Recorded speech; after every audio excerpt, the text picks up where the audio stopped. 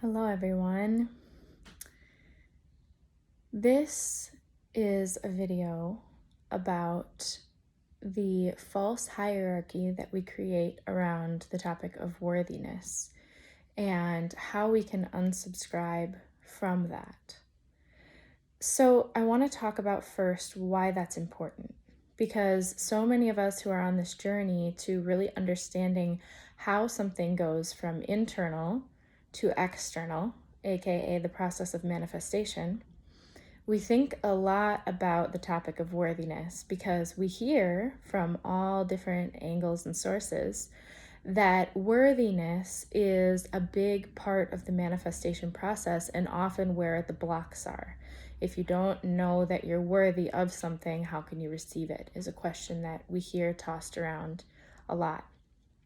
So, the reason that I want to address the hierarchy of worthiness and how to unsubscribe from that is because there are certain agreements that we make with thoughts, telling them that they get to be our beliefs.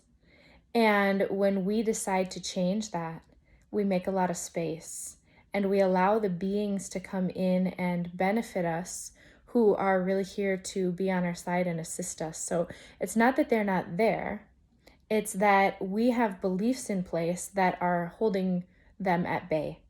And we may have other beings who are assisting us, who are helping us hold those thoughts in place because we've decided that that's what we want to do. So when we can pull our focus a little wider and bring things to question and see, is that really something that I want to believe? Does that really benefit me on the level of my soul expressing itself externally? Does that really benefit me in the highest expression of who I am here to be in this life? When we bring all these beliefs to question in that way, we can see what we really want to keep around and what we want to let go of. And when we let go of those beliefs, they start to kind of wiggle around and create some chaos in our external world. So there may be times in our lives where we're like, what is going on? Everything is breaking down, or crazy things are happening that don't really make sense as far as this thing seems really good, but that thing seems really bad. And how can all of these things be happening together? It's not super linear looking all the time, right? Even though we are going in a linear way in a sense of opening ourselves to allow more of our soul to come through. So when we're in these chaotic moments, we have to use our logic in addition to our intuition.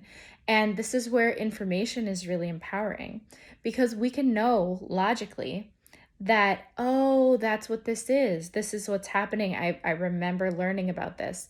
This is that moment of chaos where everything is allowed to reorganize because I've shifted something within me, and that creates a huge effect in my external world. So if you notice that what's going on in your internal world seems chaotic or is shifting a lot, you're going to see that externalized.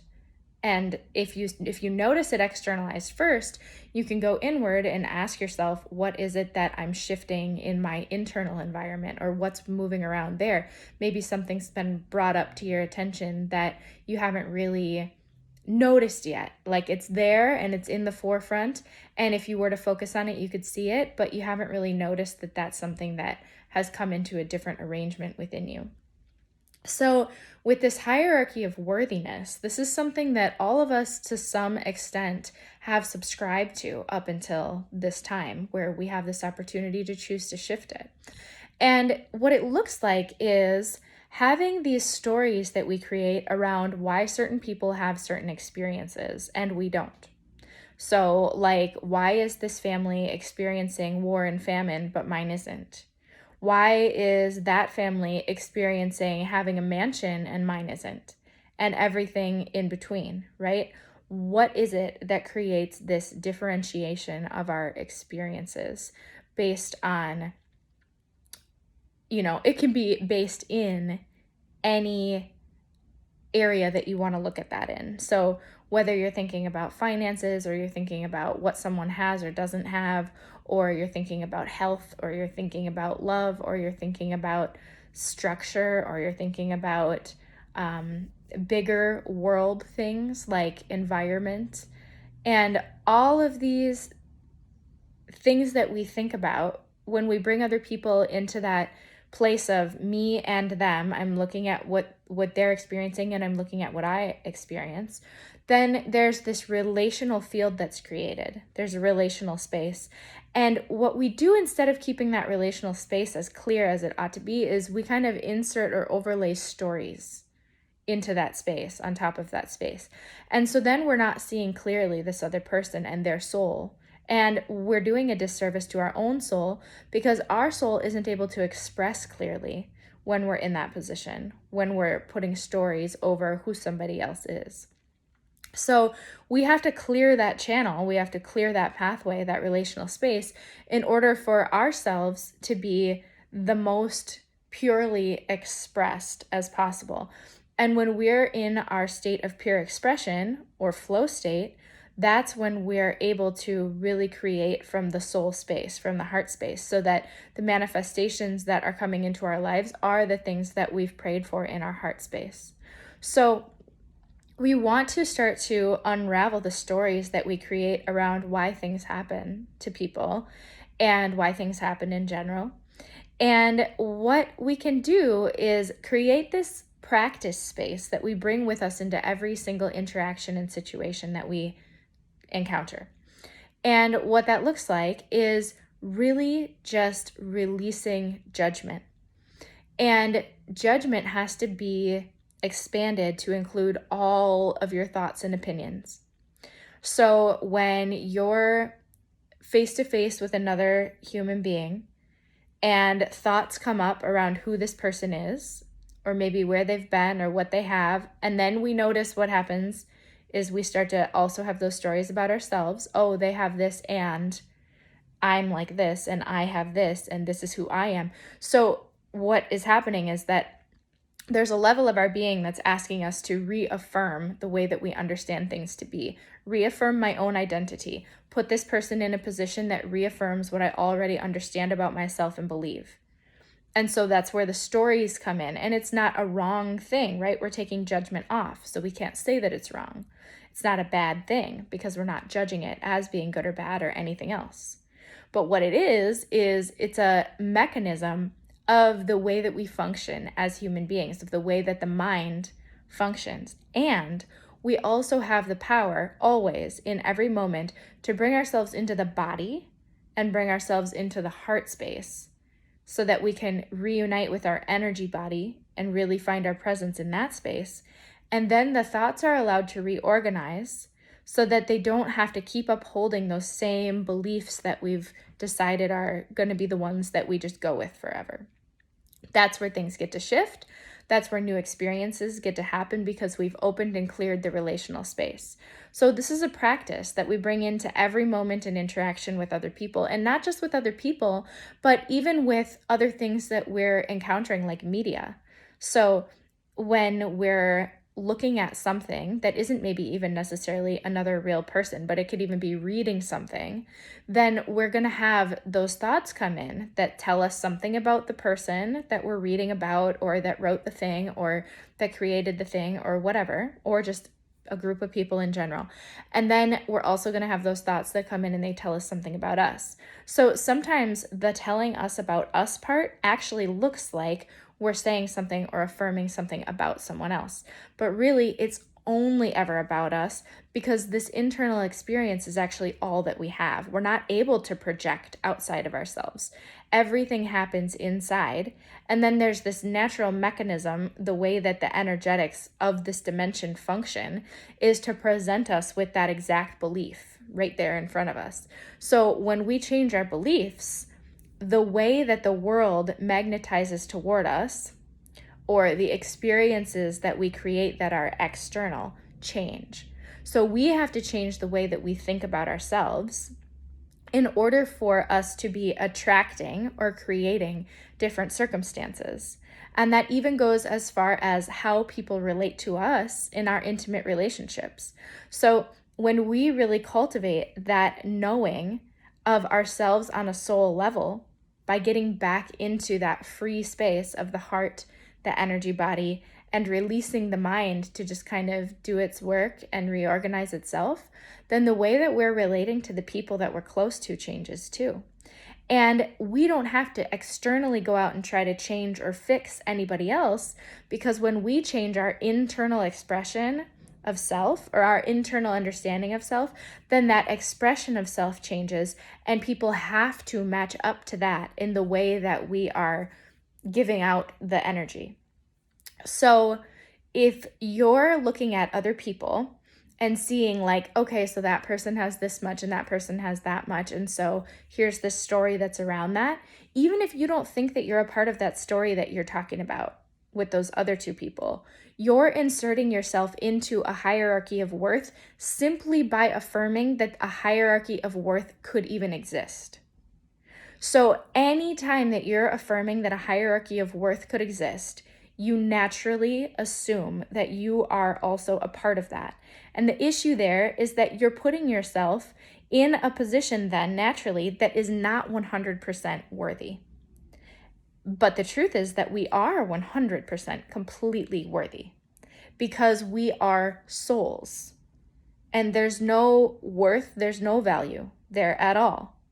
So you can't have a positive or a negative value when there is no value. It's just equal. It's just even.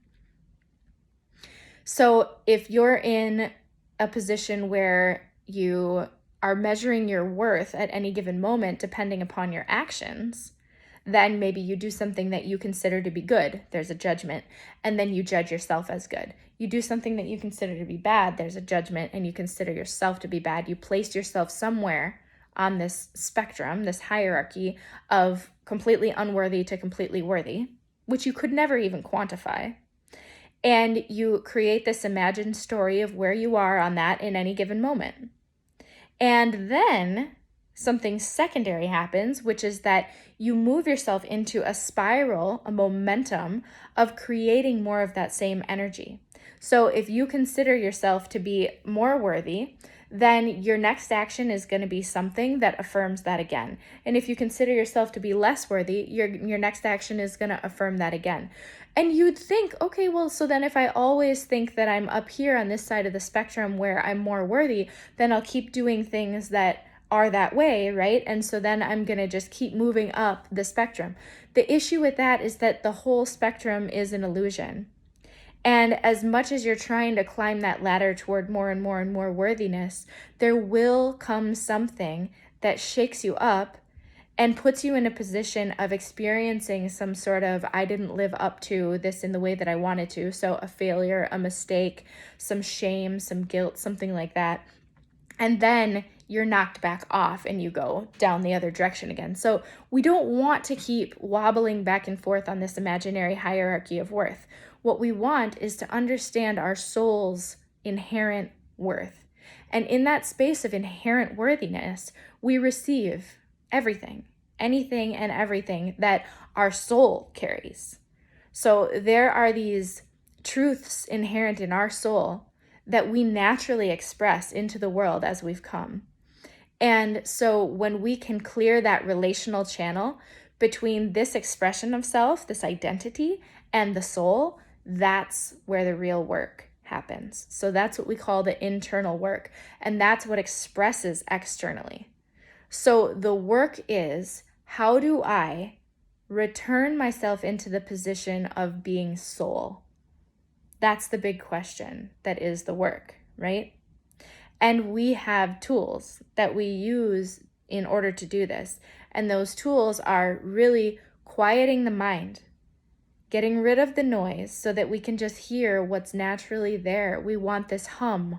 We want this vibrating essence of our soul, our own unique song, to sing into the world. And that's the expression that calls others toward us, that attracts the experiences and opportunities. And as much as it seems like any of these things are coming toward us in the external world, it's all really a projection. It's all really just soul expressing and us perceiving. It's like we're caught in this loop. So, and not in a bad way, where here's soul, we'll use a visual, here's who we are, the soul. And we externalize a little aspect of ourselves out here, and we create a perception point where we're able to perceive whatever it is that is coming from our soul. And if you consider that as being a point on a loop that then goes back into soul, we're constantly feeding soul because that's all that we are. So all energy is being generated from soul and returning to soul. It is only that one energy. And so when we externalize this point so that our perspective can be out here, we can perceive from here, we feel that we're actually receiving these manifestations. But if we look at that shape, right? So here's the center, the soul, here's the loop that comes right back into it. And we've got that little point that we are experiencing ourselves as an identity right there. So the energy comes from soul and into us. And that's what we're perceiving as something in the external world coming to meet us, which is funny because we would think that it would be coming from out here, coming into our point of perception, right? No, it's coming from soul into our point of perception and back into soul again. So we have the opportunity in every moment as we're receiving ourselves to give feedback. And then that, again, in turn, influences how the energy is received in the subsequent moment as we perceive ourselves as being in time. And so what we can do is make sure that we're existing in this state of gratitude and trust for our experience. And that allows that channel to stay clear so that everything is able to flow. And we want that flow to be going both ways so that when it's coming from soul and into us and from us and into soul, that's really only one direction. And that's difficult for us to perceive because we are beings of time in this reality. And it's also true, and it's an ultimate truth that is deeper than what our earth mind can understand, right? So when these words are spoken, it's not something that you necessarily even need to try to understand with your earth mind. This is something that finds its seat within you, and it just changes. It creates a ripple effect that goes through and makes the changes that it needs to make so that we can receive in a state that is so much more clear, with more clarity. So when we're moving through space-time, and it seems like it's us that's going to meet each new moment, it's us that's going to meet each new experience, we're actually expending a lot of energy if we view it that way. And it's energy that we don't need to use, because the truth is that every moment is coming to meet us and we never move. We are in stillness.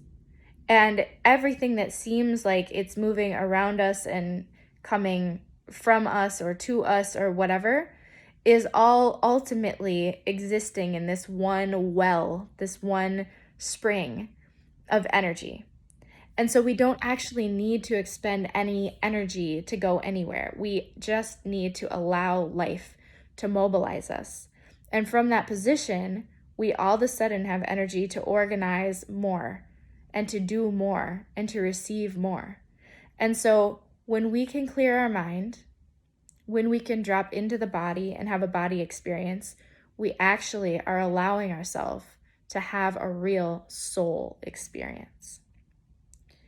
So this is how we unsubscribe from that hierarchy, that ladder, that false narrative of worthiness, return to the ultimate worthiness of our actual soul, and then receive.